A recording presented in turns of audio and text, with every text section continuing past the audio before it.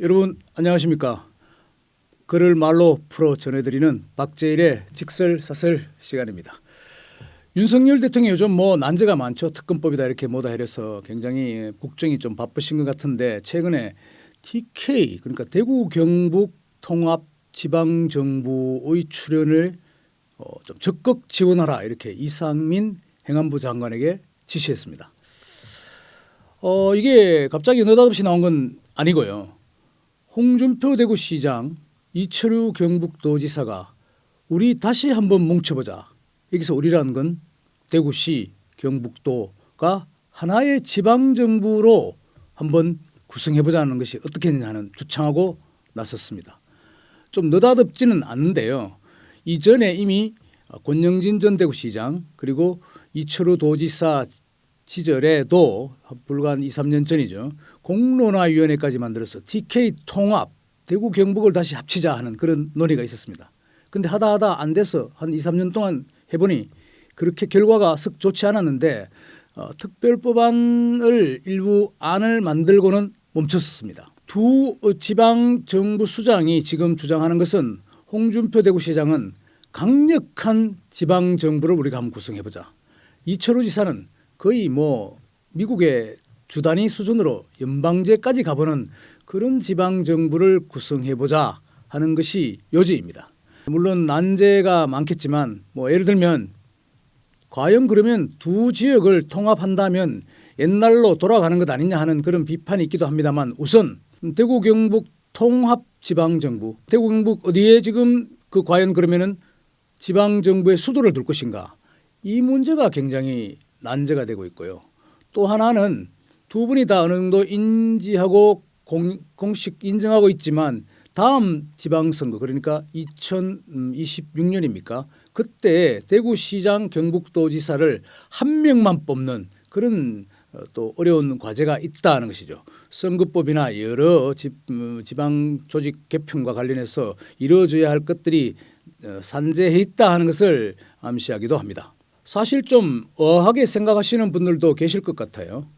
지금 예를 들면 1981년에 경북도 웅도 경북이라는 대한민국 최대의 지방자치 조직이었죠. 경북도에서 대구시가 직할시로 떨어져 나왔습니다. 그게 1981년 지금부터 약 한 43년 전이죠. 그러다가 1995년에 지방자치가 부활됐죠. 지방의회, 지방자치단체장이 연이어 선출이 되었습니다. 그 이후로 대구시가 떨어져 나간 마당에 경북도청을 대구에 더 이상 둘 수가 없다는 논란이 계속 이어졌습니다. 그래서 급기야는 경북지역, 대구 이외 외곽 지역에 도청을 이전해야 한다는 목소리가 높아졌고 경북도민의 열망이 강해서 투표와 여러 가지 중간 절차를 거쳐서 지금의 안동 예천 지역의 경북도청 그러니까 신도시가 들어서게 되었습니다. 그게 불과 몇 년 전이 아니죠. 2016년이었습니다. 그리고 2018년까지 경북경찰청, 선관위 이런 것들이 전부 교육청까지 다 이전하게 되었습니다. 그리고 또 심지어는 홍준표 대구시장이 들어서서는 대구 경북 연구원이라는 것도 대구와 경북으로 짜갈라서 분리해 버렸습니다. 이런 마당에 다시 통합을 한다. 이게 좀 넌센스가 아닌가 이런 의아심이 좀 들기도 하죠. 그렇다면 떨어질 때는 언제고 다시 붙어야 하는 이유가 뭐냐? 도대체 이게 왔다 갔다 하는 것 아니냐 이렇게 이 얘기를 할 수 있는데 사실은 좀 수긍이 갑니다. 첫 번째는요. 제가 보기에는 지방정부, 지방의회가 들었었는데 우리가 굉장히 좋은 점도 많아요. 좀 세세한 문제들을 일선 시장, 군수, 구청장들이 민의에 부합하는 여러 아기자기한 지방의 모습을 꾸민다든가 축제를 한다든가 도로를 논다든가 굉장히 좀 낮은 단계의 민생을 잘 챙기는 부분은 굉장히 강화되었지만 전국적으로 큰 단위로 보면요. 여러분도 아시겠지만 굉장히 중앙정부가 더 비대해지고 또 우리나라 특유의 중앙집권에서는 수도권이 더 커지는 그리고 지방은 갈수록 위축되는 좀 더 역설적인 상황을 맞게 됐어요. 지방자치를 했는데 오히려 거꾸로 가고 있다 하는 그런 비판이 정치인들이나 학자뿐만 아니고 일반인들도 조금씩 피부로 느끼는 상황이 됐습니다. 지방자치의 기능이 좀 떨어진다. 이런 비판이 제기되고도 있습니다. 또 하나는 이게 지방자치의 단위 문제를 놓고 볼 때 세계적으로 지금 특정 자치단체, 예를 들면 시든 군이든 타운이든 시티든 간에 좀 더 광역화, 영토를 넓히는 것이 좀 트렌드가 되고 있다 할까요? 유행은 넘었고 이게 좀 예를 들면 뭐 영국의 수도 런던 같은 곳은 뭐 손흥민이 있는 것이죠. 거기는 뭐 토트넘이 있는 지역 북부하고 이렇게 여러 가지가 있지만은 뭐 몇 구역이 나눠지는지 정확하게 기억 못하겠습니다. 하여튼 그레이터 런던이라고 해서 아주 큰 도시가 형성돼 있죠. 얼마 전에 서울도 뭐 김포를 뭐 한번 당겨서 더 넓혀보자 이런 얘기가 있었습니다만 지역 단위를 광역화하는 작업이 많아지고 있습니다. 특히 또 뭐 일본 같은 경우도 도주제해서 도쿄도가 굉장히 크죠. 제가 얼마나 되는지는 가늠하기 어렵습니다만 여러 시군 단위가 거기 편입되어 있습니다. 그리고 중국 같은 경우에도 일개성이 뭐 1,000만 뭐 우스운 이야기죠. 1,000만, 1,500만, 2,000만까지 가는 것이 하나의 자치 정부로 구성되고 있죠. 그래서 규모의 경제를 실현하는 것이 지방 정부에도 좀 적용되고 있다 할까요? 그것이 세계적인 트렌드가 되고 있다 이렇게 보여집니다. 그렇다면은 그게 쉽게 되겠느냐 하는 이제 또 반문이 있지 않겠습니까? 여기에 대해서 홍준표 시장은 좀 적절하기도 하고 어떻게 비하면 소뚜껑 잡는 식인데 소뚜껑으로 이게 그 특별법을 만들어서 좀 중간 단계의 여론 수렴 과정 이렇게 주민투표라든가 이런 것들을 좀 생략하고 적절한 주민 합의가 있으면 바로 특별법으로 가서 좀 속전속결로 이 문제를 해결하자 하고 주장하고 나섰습니다. 물론 특별법이라는 것은 이전에도 모두에 말씀드렸습니다만 권영진 시장과 이철우 지사가 있을 때 특별법을 좀 제안하기도 했죠. 안은 좀 일부 만들어져 있습니다. 거기서의 명칭은 대구 경북 특별광역시 설치에 관한 법률안이었습니다. 대구 경북이라는 이름이 들어가는데 하여간 TK 정부를 새로 구성해 보겠다는 것이었습니다. 약간의 또 정치적 의도가 있느냐 하는 부분도 의문으로 제기되는데 뭐 일설에는 이게 묻는 사람이 많아요. 아니 그러면 뭐 두 분 중에 한 사람이 다음 선거에 못 나갈 텐데 어떻게 하느냐 이런 것이 있는데 뭐 호사가들은 홍준표 시장은 대통령, 뭐 이철우 지사는 통합정부의 수장이 되나 뭐 이렇게 이야기도 하고 있습니다만 그건 뭐 별로 확인되지는 않았습니다. 어쨌든 모두에 말씀드린 대로 두 사람 중에 한 명만이 다음 저 지방선거에 나갈 수 있다 할까요? 그렇게 될 가능성이 있다는 것이죠. 그리고 또 난제 중에 난제는 이건 좀 약간 어려운 이야기이기도 합니다만 여러분한테 직접 한번 말씀드려 보겠습니다. 지방정부와 중앙정부의 관계, 지방자치의 활성화란 문제를 놓고 볼 때는 제가 보기에는 두 가지 측면이 있어요.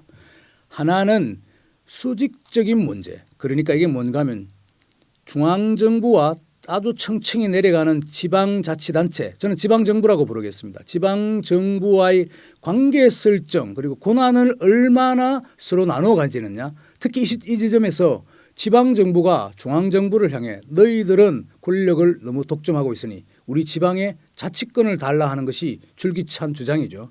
이 사안을 어떻게 정리해 주느냐가 하나의 문제가 되고 있고요. 두 번째는 수평적인 관계의 문제입니다. 예를 들면 지방 정부 안에서도 그 영토의 문제. 예를 들면 대구시 같은 경우에 기왕 만약에 대구 경북이 통합한다면 그 기회를 좀 틈타서 대구광역시도 예를 들면 대구를 빙둘러 사고 있는 경산이라든가 영천이라든가 칠곡, 고령, 뭐 성주 이런 것을 포함시켜서 그레이트 대구를 그야말로 메트로폴리탄 대구시티를 만드는 게 어떨까 하는 생각도 하고 있습니다. 그러니까 궁극적으로는 지방자치 조직 안에서의 그 권한 배분도 어떻게 될지 이게 굉장히 중요하다는 것이죠.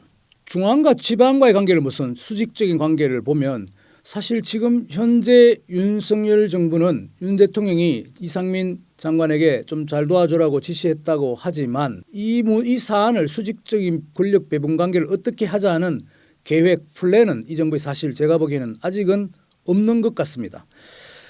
다만 4+3이라는 뭐 초광역권 경제 이걸 윤석열 정부가 한번 제시한 것이 있는데요. 이건 어디까지나 경제 단위를 한번 지역별로 나눠보자. 예를 들면 수도권을 제외하고 충청권, 뭐 전라권, 강원권, 대구 경북권, 부울경 그리고 나머지 특별자치도로 되어 있는 뭐 제주도, 강원도, 뭐 전라북도 이런 식인데요. 이건 어디까지나 경제적인 측면에서 이야기하는 것이고 아주 단한한 행정학적 좀 정치학적으로 접근할 수 있는 권한 배분에 대해서는 윤석열 정부가 아직 명쾌한 계획이라 할까요? 방침이라 할까요? 세세한 부분은 좀 미흡하다 이렇게 할 수 있겠습니다. 참고로 말씀드리면 이전에 이 사안을 굉장히 심도 있게 했던 정부는 이명박 정부라고 생각되는데요. 그 당시에 행정체제 개편이라는 이름으로 나왔었는데 지금의 약 290여 개인 지방자치단체를 지방정부를 좀 통합하자.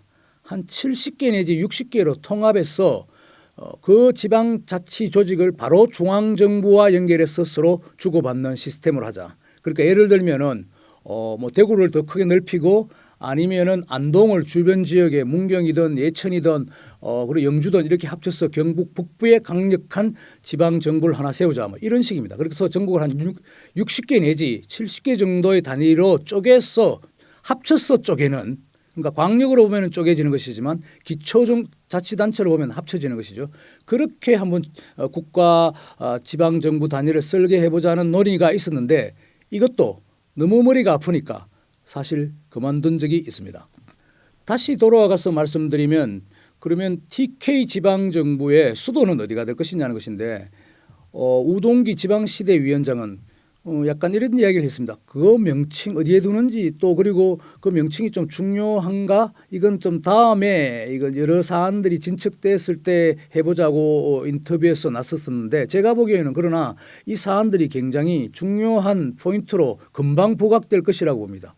예를 들면 남북 통일을 하는데 수도를 어디에 둘 것인지 제1차적인 문제 아니겠습니까? 홍 시장은 당연히 대구가 돼야 한다. 대구가 중심 도시이기 때문에 그렇다고 얘기를 했는데 아마 이철우 지사는 여기에 대한 명확한 입장을 표명하지는 않았지만 내심 아무래도 현 경북도청 있는 안동, 예천 그리고 경북 북부 그리고 나아가서는 경북도민 전체 의향을 좀 의식하지 않을 수는 없을 것 같습니다. 그리고 또 하나의 더 나아간 난제는 지방의회의 구조입니다. 그리고 행정체제의 구조와 맞물려 있습니다. 예를 들면 지방의회는 지금 우리 중앙정부 그러니까 국회가 있지 않습니까? 국회가 최상위의 입법기관으로 존재하고 있고요. 그다음이 광역단위 그러니까 대구시나 경북도회 각각 의회를 두고 있죠. 그리고 또 이게 첩첩산중인 게 그 밑에 청청시야로 포항시나 안동시의 의회가 자체적으로 있고 대구도 수성구청, 달서구청, 달성군이 각각 독자적인 지방의회를 구성하고 있습니다. 이 지방의회 다층 구조를 과연 어떻게 좀 적절히 이 기회에 정리정돈이라 할까요? 아니면 개혁이라 할까?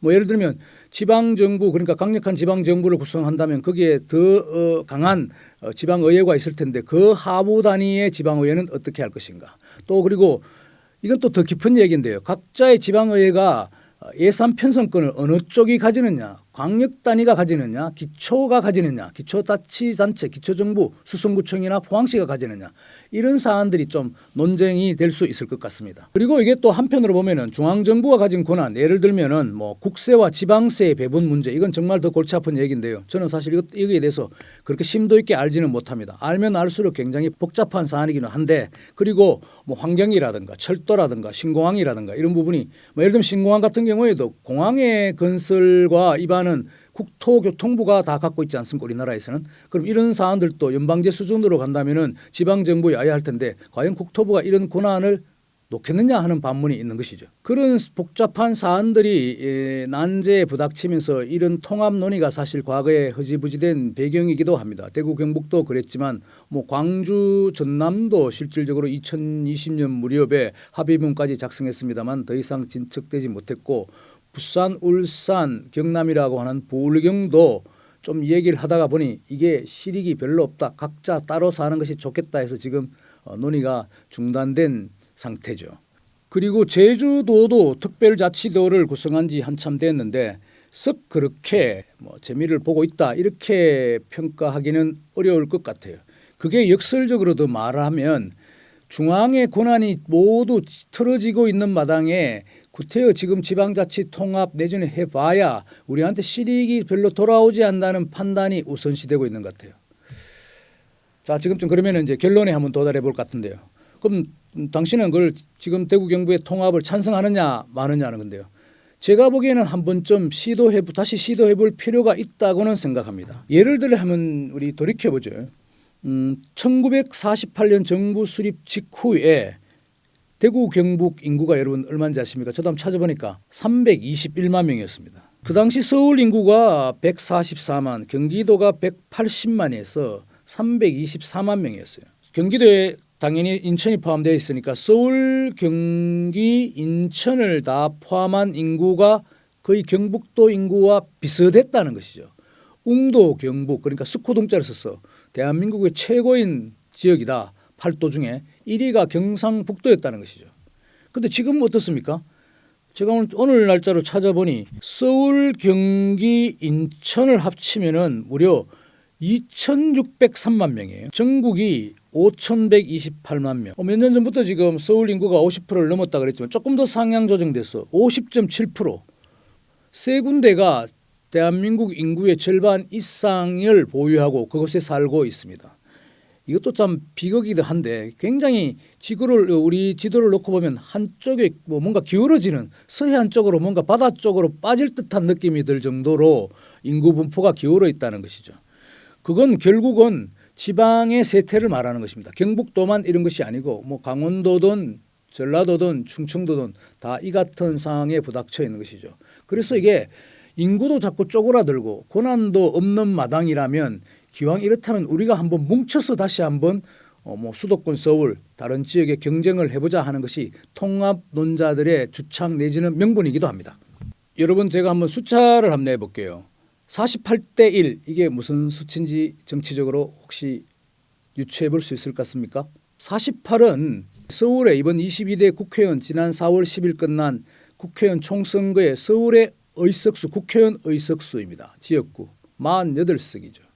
그런데 그러면 1은 뭐냐는 건데 1은 경북에 그러니까 의성, 영양, 영덕, 울진을 4개 지방정부를 기초지방정부를 합한 곳에 국회의원이 딱 한 석이라는 것이죠. 이게 과거에는 그렇지 않았습니다.